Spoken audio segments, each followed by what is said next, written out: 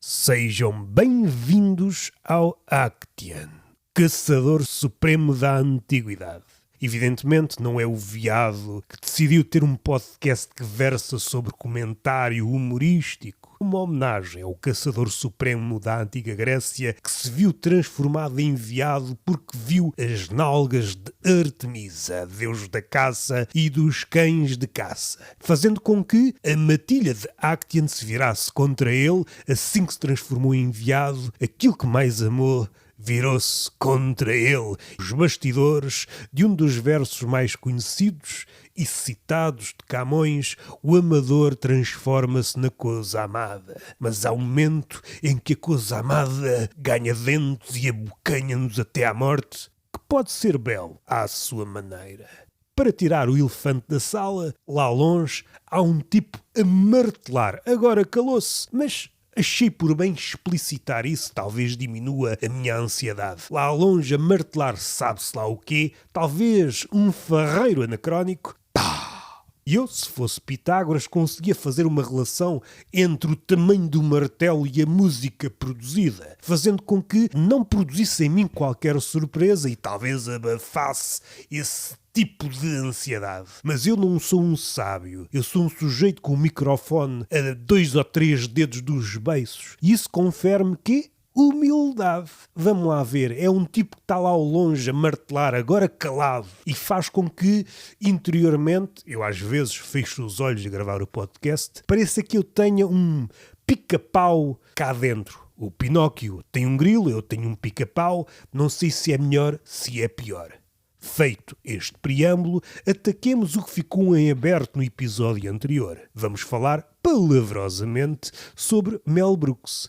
Aproveito para recuar um pouco, talvez sublinhando a tinta fluorescente ou a tinta de choco, que é como quem diz, a tinta providenciada pelo medo. Não sei se repito, pois já não tenho as coisas totalmente presentes. As coisas ausentam-se da nossa cabeça para meu desgosto. Tenho uma cabeça grande em termos de espaço. Arranjávamos uma assoalhada ou duas para arquivar essa matéria pelo menos por mais 2 ou 3 meses. Seja como for, Mel Brooks, na primeira parte do documentário, para quem não está a apanhar, que veja o episódio anterior de Actian. São 2 episódios destinados a falar sobre Mel Brooks, o documentário em torno dele, umas vezes entrando no documentário, outras vezes extrapolando, e é assim é que é bonito, esta dança não está confinada a uma assoalhada, nós vamos dançando pelo universo da comédia afora. Há qualquer coisa nas relações de Mel Brooks que pode servir de exemplo e pode denunciar alguns lugares comuns em torno da comédia. As relações foram muito importantes. A segunda mulher, o melhor amigo com o qual ele fez uma dupla, esses são os pontos centrais em torno dos quais construiu a sua grande carreira. Sem eles seria impossível. Há frases durante o documentário e noutros sítios que denunciam esta realidade. Parece quase uma realidade pirotécnica quando nos damos conta do ambiente de Hollywood. Não sei se era mais raro, se mais comum, seja como for, dentro ou fora dos palcos, o amor é raro. É preciso lutar por ele, que ele foge-nos entre os dedos. Há frases que nos dizem qualquer coisa. Ela entendia-me. O comediante, sobretudo quando falho de sucesso, isto da forma mais prática e da forma mais rasteira possível, em faltando dinheiro, a mulher bancou-o durante algum tempo e sem este suporte, Mel Brooks teria enverdado por outra via. Mais tarde, a ligação que teve com o seu amigo formando uma dupla formidável no Homem de 2000 anos, sem isso, que foi um side project, no entanto, foi isso que fez com que outros comediantes se fossem aproximando da sua órbita. Dave Chappelle e por aí vai. Ele que tem um lado notável, conseguia reconhecer talento nos outros e de uma forma ou de outra, ou ele procurava ativamente, ou eram os outros que ativamente o procuravam. Há de ser um misto dos dois, porque à medida que o Mel Brooks ganha nome, é evidente que outros aspirantes vejam nele um trampolim.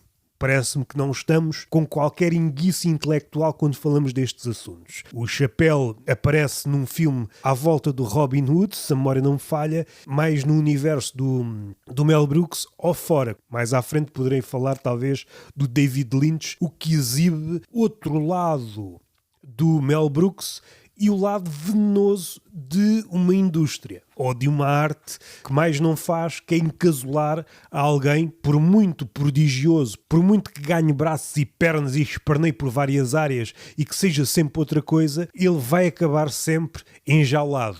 Ou, uma imagem mais inglória, como um inseto alfinetado num placar junto a outros insetos menos ilustres. Esse é o destino do comediante, ainda para mais quando é visto como um artista menor. Apesar de Mel Brooks, a traço grosso, e sem falhar muito, o que ele fez foi olhar para a convenção da altura ou para as convenções da altura e parodiar sempre isso. Foi um dos primeiros a fazer metacomédia, mockumentary, pegou em figuras caras, por exemplo, o Frankenstein, sendo que mais à frente, quando parodiou o Drácula, é aquele momento decadente, quando ele parece que seguiu todos os caminhos. Também fez a sua interpretação dos filmes mudos. Em todos os estilos que ele achou necessário intervir, deu o seu cunho. E há aqui um detalhe, não sei se é uma extrapolação minha, parece que há aqui um padrão. Um comediante grande parece-me que tem uma propensão para olhar para a história do homem e fazer uma revisitação. Aquilo que chamaríamos hoje, em palei mais contemporâneo, seria um revisionista, mas não no sentido de nos apresentar uma narrativa mais palatável ou servindo uma narrativa mais ativista, e então dinamitamos certos pontos de molde a servir uma narrativa que nos auxilie para ir a um sítio A ou a um sítio B.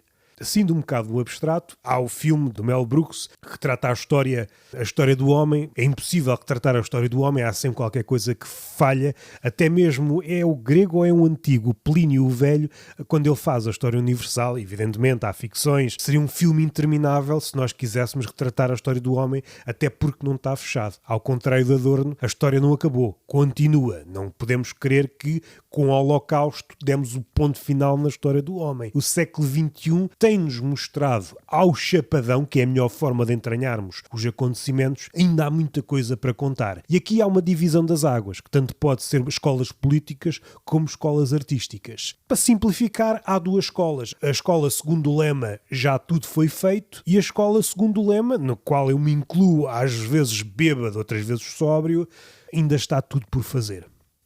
Recuando um bocado na minha sobranceria, na minha empáfia, posso dizer algo mais humilde como eu gostava de matricular nesta segunda escola. Ainda está tudo por fazer. É aquilo que eu sinto. Parece-me que invernizamos as nossas proezas, mas quando descascadas é só vácuo. Aquela manobra do futebol americano, quando eles se empilham debaixo dessa pirâmide há uma bola, e se nós fôssemos tirando os jogadores, os artistas, supondo que eles estão a proteger uma verdade ou uma ideia soberba, íamos descascando essa pilha de jogadores / artistas e dávamos conta que não nos estavam a proteger nada. É essa a ideia que eu tenho. Voltando para Mel Brooks e fechando a ideia das relações, tal como o episódio da lágrima que está lá para trás, do Patrice O'Neill, desmascara a ideia que a comédia é só comédia e o palhaço está sempre bem ao acordar. A comédia, tal como a arte, mas a comédia é um mal-entendido do início ao fim, do berço até à cova. Mas há ali fissuras em que, se for bem interpretada aquela lágrima, aquele mal-estar na civilização, como diria Freud, pode-nos dar a pessoa que se acoita por detrás da máscara de palhaço. Pode ou não ser subtil. O amor e a amizade na vida de Mel Brooks foi aquilo que o equilibrou.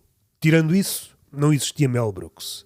Se calhar não havia nada. Sentimos-nos sempre em dívida. Pincelando esta ideia com outra de mão, com mais vagar, ouvido deste mês, se calhar posso adicionar espessura a esta ideia. Há lá uma tese segundo a qual alguém, amigos ou pessoas com as quais trabalhou, viam algo nele, quando os outros diziam que ele estava acabado. Este é um ponto que me parece decisivo. Buscando as palavras de Elias Canetti, Prémio Nobel da Literatura, não há nada mais bonito do que ver um homem ressuscitar. Metaforicamente, pois, se acreditarem que vão regressar da morte, as estatísticas estão contra nós. Há pá aí 1 ou 2, Cristo. Ou Lázaro em princípio já morreu, Cristo. Para os ateus nem conta, eu punha as fichas noutras jogadas. esta situação mais terrena, em que um artista, uma pessoa da qual ninguém dá nada por ele, à exceção de duas pessoas, uma mulher e um amigo, isto muda tudo. Podemos enrodilhar esta ideia pegando na música de Valete, a melhor rima de sempre, mas não é que é um testemunho daqueles que acreditaram nele. Sem isso, provavelmente o artista definharia, ou, não sei se mais esperançosamente, se mais desesperadamente, seria certamente outra coisa. Há momentos de charneira em que, somos frágeis demais e nós estamos à espera de vento. Temos a vela enfunada, isso pode ser aquele momento em que precisamos do vento e os outros, enquanto vento, são aqueles que nos hão de guiar. Há momentos em que não precisamos, nós remamos, nós temos uma ideia, vamos por aí. A terra que tu imaginaste não existe. Vocês partem rumo a essa terra imaginária, tem uma fezada, mas há momentos em que precisamos dos outros. Sobretudo dos momentos em que o mundo parece virar-nos costas. Esses são os momentos decisivos, os momentos em que se fazem os homens. É como se os outros estivessem num ritual inconsciente de nos ressuscitar. Pego nas palavras de Canetti, eu já vi isto a acontecer. Alguém que é dado como morto e ele de repente levanta-se do ataúde, do caixão, e esta visão faz-nos tremer até ao átomo. E este homem é outro homem, e a partir daí o jogo começa. E aqui voltamos ao amor e à amizade. O amor e a amizade têm uma coisa em comum. Pelo menos uma. Nós fazemos apostas. Apostas arriscadas. É uma corrida de cavalos. Estão ao gosto do Bukowski. Gostamos de apostar nos cavalos. O amor e a amizade é isso mesmo, uma aposta. Vemos os cavalos a correr e acreditamos que o nosso cavalo há de chegar em frente. Às vezes ganhamos, e essa é a natureza intrínseca do jogo. Há a possibilidade de ganharmos, mas se a corrida se prolongar durante muito tempo, começamos a ver o cavalo sem a imposição da paixão ou do amor e damos conta que o cavalo tem 3 pernas. E o que nós fizemos foi adiar o desfecho do cavalo. O cavalo, graças a nós, fugiu ao matador. Só que também não nos queremos separar do cavalo porque sabemos que a partir do momento que nos separarmos daquele cavalo com 3 pernas, ele pode regressar de supetão ao matador. E o lado mágico da amizade e do amor é que, por vezes, ao insistirmos, o cavalo adquire natureza de réptil. Nasce-lhe num novo membro. E aquele cavalo perneta torna-se um cavalo novamente ágil, capaz de disputar a corrida. Findo esta à parte, conseguiu conviver com muita gente interessante. Sid Keiser, não sei se é assim que se pronuncia, foi uma figura importante na altura e ele foi comendo de todas essas pessoas, mas os primeiros filmes não foram recebidos como ele queria. O Producers, por exemplo, levou um chapadão na crítica, ainda que no final, na segunda ou na terceira leva crítica, aparecesse um crítico que começou a ver aquilo com outros olhos. Em parte do filme redunda numa espécie de musical em que é uma paródia ali com um ideário nazi. E não deixa de ser curioso, o tempo passa e muito mais tarde esse filme, ou parte dele, ou sobretudo este ideário, é transformado num musical, um dos musicais com maior sucesso. Neste ponto, a crítica revelou-se míope, ou melhor, esses críticos revelaram-se míopes. Este é o ponto em que Mel Brooks não conseguiu ultrapassar. Tem uma visão unidimensional da crítica. Mel Brooks adopta uma visão míope, tal como o Salvador Martinha, e acha que o crítico é que é o mau da fita. Na cabeça do Mel Brooks, ele viveria melhor sem críticos. Ele acha que o crítico deve aproximar-se a uma espécie de cão que deve anuir com o rabo tudo o que ele faz. E esta é uma visão curta. Ainda que o crítico, tal como o ser humano, se possa enganar, o crítico, no seu ápice, no seu cume, é um gajo que bate de frente com o artista. Nesse aspecto, sei pouco em relação ao crítico de cinema. Aquilo que eu posso dizer com maior propriedade, o crítico literário, quando ganha peito e enfrenta no seu ofício o escritor e o poeta, daquele combate muitas vezes resulta um texto que em nada fica a dever, ou seja, a crítica está à altura do texto do poeta criticado, do texto do escritor criticado. O que só demonstra que o crítico não é um apêndice. É alguém que sabe da poda, é aquele com o olhar mais treinado. É expectável que alguém que se treinou a descobrir a fenda e o erro não se destreine e torne a língua flácida à volta desse costume muito atual que é o elogio. Ou elogio ou nada. parece uma visão pobre, o que denuncia alguma fragilidade, mesmo num artista tão grande como o Mel Brooks. Mas há uma reviravolta da crítica. Com o passar do tempo, sobretudo talvez com o Frankenstein, a crítica passou a olhar como alguém capaz. O ano de Mel Brooks foi o ano 74. Período interessante no mundo, e em Portugal não é exceção. Não consigo extrapolar, não era nascido na altura, mas qual foi o impacto de Mel Brooks após, por exemplo, o fim da ditadura. Recebemos as coisas muito depois, não sei, gostaria de saber, fazer uma espécie de mini documentário, falando com os humoristas, já com algum arcabouço, pensando no rap, comediantes que estão entre os 45 e 50 e tais, não pensando no Herman, se calhar até repescando esse dinossauro vivo, né, um fóssil vivo. Já não era expectável que um bicho desses estivesse a fazer comédia, nos padrões da comédia e nos padrões da biologia, esquecendo essa à parte, repescar as suas opiniões de Mel Brooks e o impacto que teve ou não teve na sua obra. É importante porque o Mel Brooks fez primeiro aquilo que muitos deles fizeram depois. E eu gostaria de saber, por exemplo, o Bruno Nogueira, qual foi o impacto de Mel Brooks?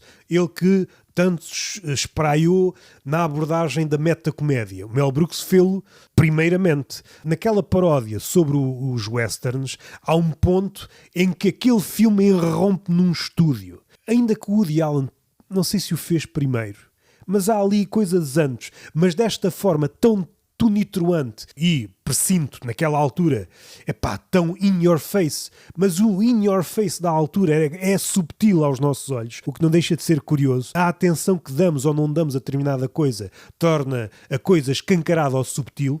Isso se calhar é matéria para outro episódio. Ele fez-lo de várias formas, abordou todos os filmes, parodiou tudo. Por exemplo, Spaceballs. Tem lá um detalhe que eu não falei no episódio anterior, parece-me revelador de uma inteligência. Como não podia marketizar os objetos do Spaceballs por causa dos direitos e etc., ele fê-lo de uma forma que eu na altura, e eu vi aquilo algumas vezes, não dei conta, mas está expresso no documentário e parece-me um testemunho da inteligência, por vezes, incompreendida do Mel Brooks. Já que não posso marketizar, lucrar com o merchandising, típico da Guerra das Estrelas, daquele universo da Guerra das Estrelas, afunilando em canecas, parece-me um paradoxo. Mas isso seria palco para outras divagações. O que é que o Mel Brooks faz? Parodia dentro do filme o merchandising. Está a vender dentro do filme merchandising do próprio filme que está a rodar, do Spaceballs. Delicioso. Podemos ver aquilo só como uma piada, mas de facto aquilo é uma sátira possível ao universo Guerra das Estrelas. E parece-me que está em rodagem, não sei qual é a participação do Mel Brooks, o Spaceballs 2. Por um lado, recebo, enquanto, acólito desse filme, foi um dos filmes mais importantes para mim, pelo menos na altura, recebê-lo agora numa segunda leva. Provavelmente vão espatifá-lo, mas um gajo também não consegue dizer não a coisas onde foi feliz. Nem que seja para dizer mal depois. O Frankenstein é daqueles filmes que já foi interpretado por 1000 realizadores. Há 20 filmes do Frankenstein e ainda assim o Mel Brooks conseguiu dar-lhe um cunho. Depois foi-se agarrando a determinados atores, que ele foi trazendo filme para filme, é o comum. Jogar com a prata da casa, sabemos a potencialidade daquele ator. Quase todos os grandes realizadores têm atores fetiches. O Fellini tinha o Mastroianni, eu não sei se estou a pronunciar bem. Podemos tecer críticas ou elogios a esta forma de trabalhar. Mas, tal como todas as relações, ao aprofundarmos, descobrimos mais daquele ator e sabemos que ele pode eventualmente dar mais. Sem deste óbvio volante, podíamos falar aqui de alguns filmes do Mel Brooks. Eventualmente hei de fazer lá mais para a frente, para não tornar isto muito longo, uma terceira parte. Não sei se estou interessado a fazer do Spaceballs, do Frankenstein, do Western. O Xerife Negro, na altura em que foi, é contextual, sobrevive muita coisa, mas se quisermos ter uma visão da forma como foi recepcionado o filme na altura, temos de fazer este exercício de nos pormos naquele tempo. É evidente que é um exercício, nós nem para a empatia no presente conseguimos, quanto mais recuar ao passado empaticamente. Mas estás maluco? Okay. O ano 74 foi o ano de Mel Brooks. Um paralelo. Há anos em que marcam um ator, um realizador. Por exemplo, o Jim Carrey também teve um ano decisivo. Teve ali um ano em que lançou 3 filmes. Parece que é preciso escarrapachar com grandiosidade o seu feito. Não basta um filme, não dois, 3 grandes filmes no ano para ok, já não posso continuar a dizer que é sorte principiante, que tem ajudas, caem todas essas narrativas que substituem à crítica e são com pés de barro. É evidente, ao próximo falhanço tudo recomeça, porque nós estamos desejando ter uma narrativa que sustente toda a biografia desse artista. Nós fazemos-lo com uma pessoa, estamos desejando de fotografar aquela pessoa numa legenda, capturá-la.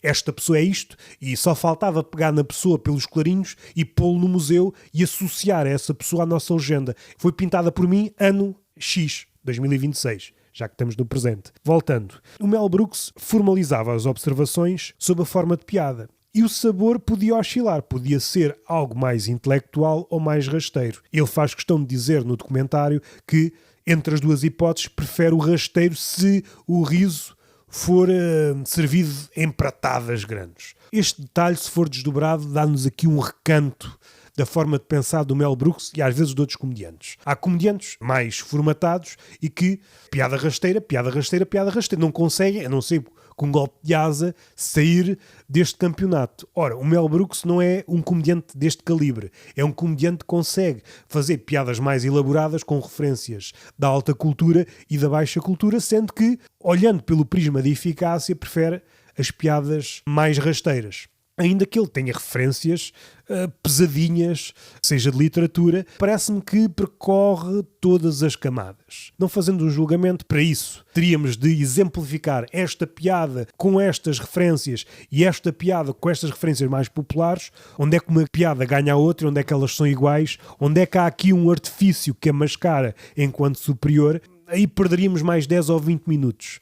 Importa-me mais referir que ele é um comediante maratonista. Vai a todo ao lado e tem competências para tal. Contudo, como é um comediante, como quase todos, sobretudo do cinema, sobretudo alguém que depende de alguma ordem da recepção imediata, se calhar escolhíamos daqui um comediante que está mais na esfera literária, um artista ainda que dependa menos do público, talvez um pintor, pensando no Bruegel. O Bruegel, quando pintava aqueles quadros, como é que estes quadros tão distantes desta época em que me insiro, em que está toda a gente a pintar Virgens Marias, como é que ele vai ser recepcionado? O Bruegel, nesse aspecto, e outros como ele, são gajos completamente à parte. Mas se calhar beneficiam das regras da pintura. Não indo para a pintura, voltando para o cinema e para aquilo que tem de apresentar um projeto e está dependente do olhar do outro, que pode ser um olhar mais letrado ou não, ainda que isso não influa diretamente na recepção da piada, seja como for, tem de haver riso,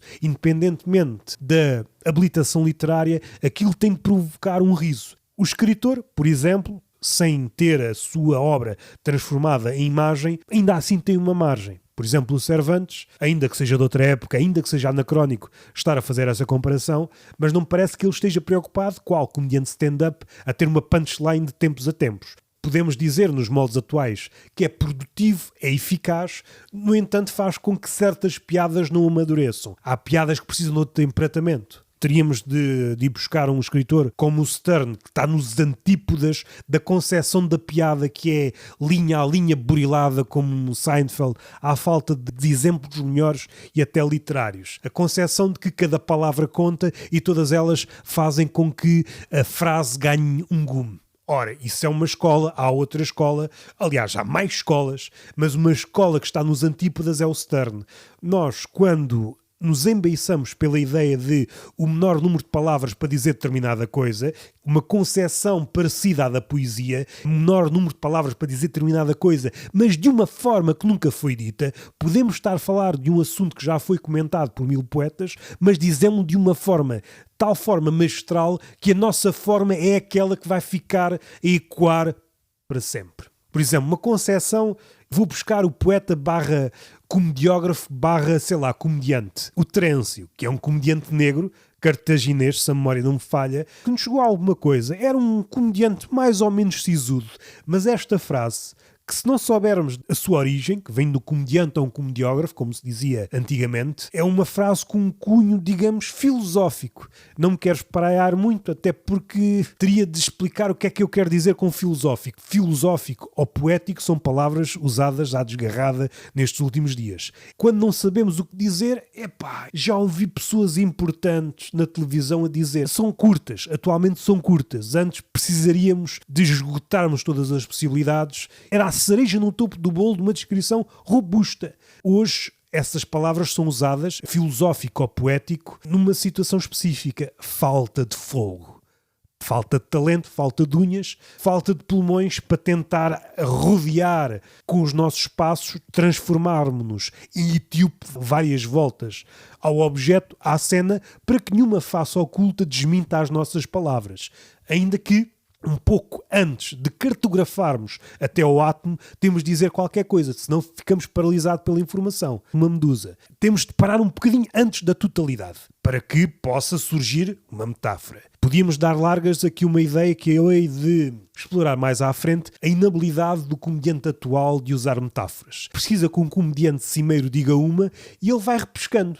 Nos próximos anos ele vai repescar uma metáfora. Por exemplo, Ricardo Aruz Pereira diz uma metáfora e os comediantes daí para baixo vão usar aquela metáfora cada vez pior, faltam-lhe as palavras e é uma degradação de uma metáfora que às vezes ao início já não é das mais frescas e vemos o trabalho do tempo em 2 anos, aquilo que veríamos na linguagem antigamente durante 1000 anos. A degradação da linguagem. Vemos em 2 anos neste saltar de boca em boca dos comediantes que nunca deram de caras com um livro de poesia. Esquecendo esta à parte, voltando, formalizava as observações sobre a forma de piada. Um comediante é sempre um observador. O pensamento o que é? É um diálogo connosco próprios. Do pensar ao dizer é uma tradução e toda a tradução é uma traição. Seria ótimo se nós conseguíssemos traduzir o pensamento numa língua que fosse capaz de estar à altura daquilo que está cá dentro. A partir do momento que verbalizamos, fica aquém. Temos de lidar com isto. A angústia da tradução. Ficaremos sempre aquém. Não confundir o pensamento com o monólogo interior. O pensamento há aqui uma diminuição do ego, é uma fraturação, até podia ser analisado psicanaliticamente, até à loucura fragmentar numa comitiva de eus, sem que nenhum sobressaia e haver ali uma discussão e o resultado dessa discussão é o nosso parecer em relação ao objeto. Sem dessas abstrações, que já fomos longe, há uma questão que paira no documentário, acho que na segunda parte, continua por resolver. E há de continuar, não vamos fechar dossiê nenhum. O humor é duradouro ou passageiro? Eis a questão, como diria o Hamlet, ser ou não ser, o humor é duradouro ou passageiro? Ora, se o humor é humano, será que nos sobrevive? Será que podemos dizer do humor ou da piada aquilo que Flaubert diz de Bovary, cabrona que vais-me sobreviver? Eu é que sou a Bovary, já um palmo do ponto final biográfico, está a usar a Bovary como máscara para que a morte não o veja? Não sei se o humor é capaz disso. Sendo arte, a arte pode sempre esquivar à morte. Parece-me. Fazendo uma análise assim às 3 pancadas daquilo que eu já li do que podemos designar humor, há coisas que sobrevivem, há coisas que não. Tudo depende da compreensão, da nossa atenção que dedicamos às coisas. Eu consigo observar partes de Satyricon, até porque não consigo ler tudo. Há partes que não chegaram a nós. O Satyricon de Petrónio consigo achar graça, tal como ao burro de ouro de Apuleio, consigo achar graça. No Apuleio, no livro de Apuleio, as chaves de interpretação estão nas mãos de quem leu ou estudou muito mitologia. Se vão desmunidos de mitologia, muita coisa ficará ao Deus dará. Mas, não indo para coisas mais romanescas ou proto-romanescas, o Filogelos, que é a coleção de piadas, podíamos chamar de one-liners, há coisas que podemos achar graça. Parece-me que sim. Caso contrário, estamos sempre subservientes às parangonas do dia. E parece-me que isso é uma visão pobre do humor. O humor parece-me que é um pouco mais. Eu continuo a achar graça de várias cenas no Quixote. E se calhar, se eu vivesse milhões de anos e tivesse como recorrência ler de tempos a tempos o Quixote, isso ia alternando. A cena do El Mambrino, aquele momento em que ele entra num sítio e o barbeiro dá-se conta isto foi o cabrão que me roubou o bacio que eu tenho lá no barbeiro. Não, isto é um elmo. Deixa estar que eu... E arma-se ali uma cena de pancadaria. Isto tem graça. Continua a ter graça. Não vou dizer que sempre, porque nós vamos ganhando vícios, vamos cristalizando. O ego tem destas coisas, vai-nos pondo narizes postiços ou criando rinoplastias, e aí entrávamos nos domínios de Pirandello, ninguém 100.000. Podem ouvir esse podcast que eu tenho por aí, onde eu me estico em cenas humorísticas. O humor é duradouro ou passageiro? Depende. Se o humor tem como ideia atravessar o homem, no essencial, permanece o mesmo. A questão é se nós estamos preparados para enfrentar a nossa imagem, o reflexo. O riso pode não surgir imediatamente. Depende onde é que estamos no espectro do narcisismo. Se formos hipernarcisos, se o humor devolve uma imagem real, supondo que isso existe, mas destoante daquela que nós estamos habituados a ver ou que guardamos na cabeça, evidentemente isso não criará uma piada. Mas agora, se fizermos as pazes com o nosso rosto, tem um rosto que isto não lembra a ninguém, a comédia pode fazer uma de duas coisas, ou confirmar ou dizer tu és um gajo muito bonito, e isso causa o riso. Este tipo de humor, não indo para outros, este humor é passageiro ou duradouro conforme o homem e o seu tempo. O tempo vai possibilitando que o humor singre ou não medre, mas tem que ver com a nossa relação connosco próprios. Somos ou não somos narcisos? E se somos, até que ponto? O que é que eu tenho aqui mais? A história do mundo. É a história do mundo, como eu disse, há uma propensão. Há o Woody Allen, tem essa propensão. Cá no nosso burgo, o José Vilhena, há sempre este revisionismo humorístico que, já agora, à parte nada tem que ver, revisionismo histórico é uma redundância, dado que a história é a vontade de escrever a verdade, essa verdade é inalcançável, logo será sempre um revisionismo, daí que surjam versões de tempos a tempos. Parece-me que é sempre um revisionismo histórico, não há outra forma de o fazer. Este filme causou um celeuma, uma grande maré de indignação, para usar os termos da moda, em virtude de uma coisa que é o musical sobre a Inquisição Espanhola. Causou um celeuma tal que fez com que ele saísse de um ponto, já estava no pedestal, e fossem lá, anda cá para baixo, tu agora pisaste a linha. Ridicularizou, segundo as palavras da altura, o sofrimento do seu povo. Ele era judeu na questão da Inquisição Espanhola. Nós fomos de tal forma assoberbados pelo Holocausto, e no nosso particular pela ditadura, que nos esquecemos que a Inquisição assentou arraiais e tem muita obra feita. Se me dissessem que isso ia causar problemas, diria que não, mas cada época tem os seus ângulos mortos e os seus problemas e as suas interpretações erróneas. Naquele momento não se podia brincar com a Inquisição. Aliás, o Holocausto ainda não era percepcionado enquanto tal. Apesar de estarmos a falar do pós-Segunda Guerra Mundial, uma coisa que foi aparecendo aos poucos, a Inquisição era aquilo que vigorava como uma das maiores calamidades. Voltaram as inseguranças, porque os críticos apareceram de todos os quadrantes. Um burro, desculpa, enganámos-nos lá atrás. Inteligente? Não, burro. O gajo só sabe fazer caricaturas. O teatro da crueldade. Criou-se aqui um comentário quase uníssono que aquilo que ele fez com este filme da história, sobretudo a parte relativa à Inquisição Espanhola, é uma imagem quase hostil para o seu público e para os judeus. Fazes deste sofrimento o musical. Só esta parte merecia um documentário, porque me parece um belo exemplo, já temos distância, as vagas da indignação. Um musical sobre a Inquisição Espanhola, começam a aparecer indignados, profissionais, estagiários, e isso tem repercussões. Depois, como o artista recepciona e como é que o artista vai dar ou não a volta no próximo projeto, se é que consegue. Parece-me que isto seria um modelo para percepcionarmos sem os ticos da nossa altura. Se calhar só vamos conseguir falar da cena dos anjos, Joana Marques, com alguma profundidade daqui a 20 anos. Quando já ninguém tiver a defender um lado ou outro. Tivermos uma certa distância, sem camisolas, esquecendo que aquela ou outra parte nos ofereceram canetas ou nos prometeram trabalho, mas perceber o que é que está em jogo. Outra parte que eu quero frisar. Fechámos este assunto, a crítica, a indignação, este exemplo que me parece caricato, mas tem razão de ser. Nunca sabemos de onde parte a indignação. Hoje, dificilmente, algo sobre a Inquisição causaria esta celeuma. Talvez o Holocausto. Hoje seria talvez Israel e a Palestina. Mas nunca sabemos. Já havia indignações à volta de uma Santos de Queijo. Por isso, se bem que nunca vi um musical à volta de uma Santos de Queijo. das fatias de pão esburacadas. Isso podia criar uma indignação que partisse dos padeiros, mas esquecendo isso.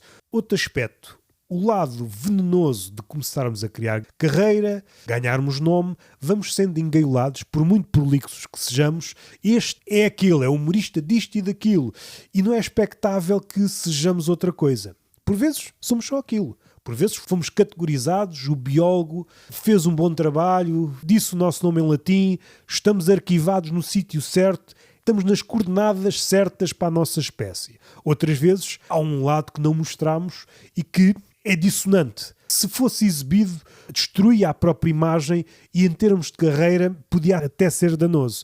Foi um pouco o que aconteceu com o Mel Brooks. Foi denunciando aqui e ali que não era só o comediante rasteiro. No entanto, era essa a imagem que passava. Ele queria fazer outra coisa que não comédia, mas pelo facto de ter crescido tanto, deu-se conta que era impraticável. E então qual foi a solução que ele conseguiu conceber? Criar uma produtora em que fazia filmes de outros gajos. E deu ajuda a um tipo de gajo que, se não soubéssemos a realidade, diríamos implausível. Ajudou o David Lynch. Sem o Mel Brooks não tinham aparecido aqueles filmes a preto e branco que nós gostamos muito, o Homem-Elefante e o Eraserhead. Eu não sei qual dos dois teve a ajuda do Mel Brooks. E, aliás, é uma ajuda de tal forma atípica e de tal forma inverosímil no mundo do Hollywood. Nesse momento até parei o documentário. Porra, e este gajo?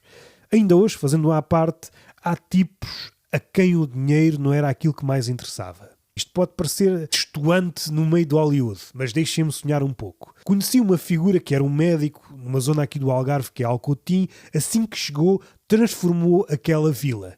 O dinheiro não era a sua prioridade e fez com que aquela terra continue a ser um sítio marginal, aparecesse tudo e mais alguma coisa. De facto, esta figura que não põe o dinheiro em primeiro lugar já não existe.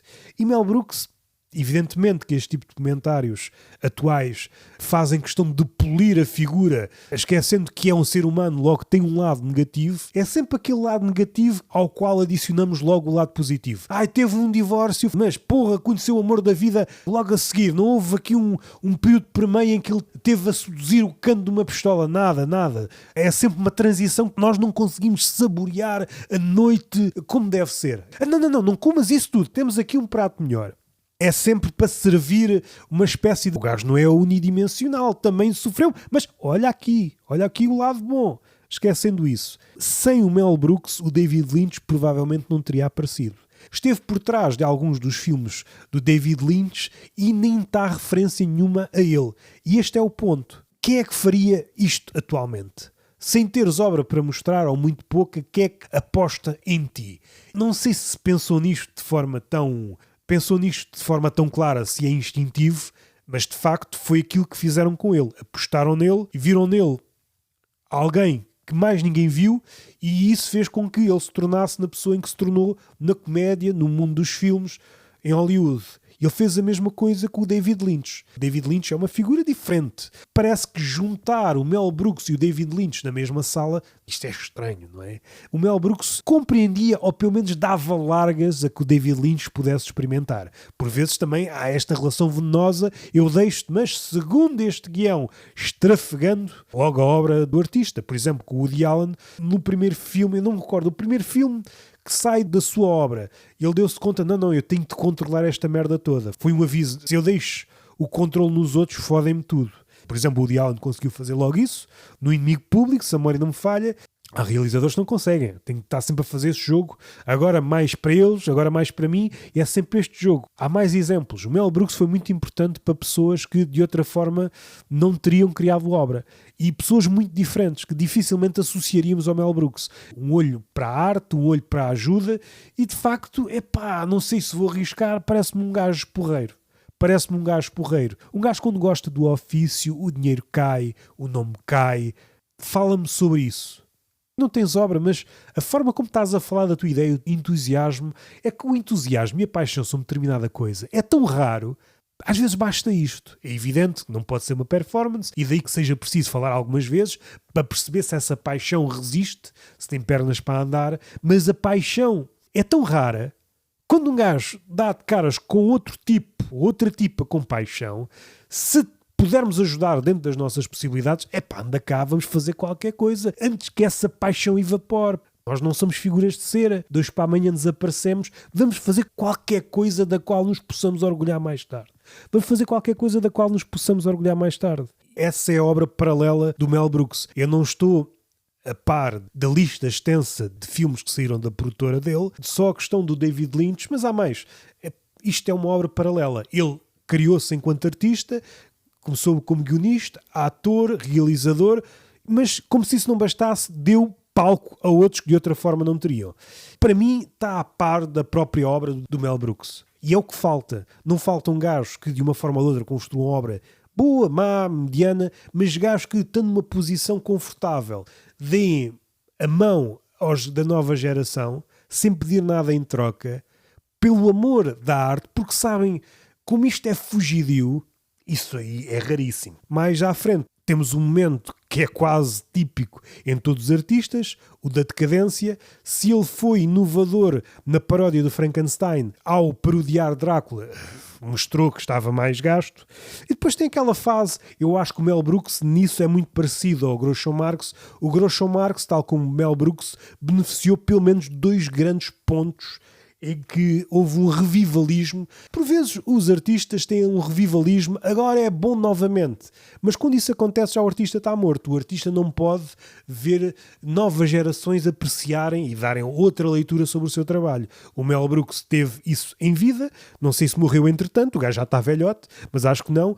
E o Groucho Marx também teve isso em vida. Eu acho que é a melhor forma de prestarmos homenagem. Fala-se muito de homenagear escritores, artistas, mas depois aplaudimos em torno de um nome, há uma pirotecnia. Vê as obras do gajo, lê as obras do gajo, deixa-te dessas merdas. Não é rip, é lê essa merda, vê essa merda. Estás a gastar caracteres a dizer rip, caga nessa merda, vê um filme, abre um livro ao calhas, isso não interessa nada. Como se o gajo antes de morrer, deixa-me lá imaginar quantos rips é que eu vou levar. Não dá paz a ninguém, caralho.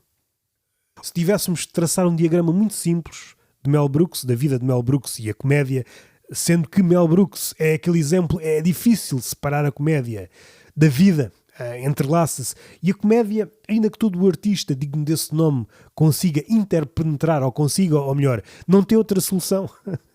A arte é napoleónica e vai crescendo até ocupar todos os espaços da nossa vida. Mas a comédia, como tem esta coisa de leveza, vai conquistando sorrateiramente. Onde entra a perda, entra a comédia. Onde entra a vida, entra a comédia. Onde entra o amor, entra a comédia. Onde entra o desamor, entra a comédia. Onde entra a morte, entra a comédia. Mas chega a um ponto, quando a morte já criou muita obra, nós olhamos à volta, e isto estou a extrapolar. O bobo continua a contar piadas e olha à volta toda a gente que eu amei. Amigo, mulher, tudo morreu. Nesse momento, o bobo cala-se. Cala-se, mas não para sempre. Há ali um momento em que ele não tem nada melhor que fazer senão o silêncio.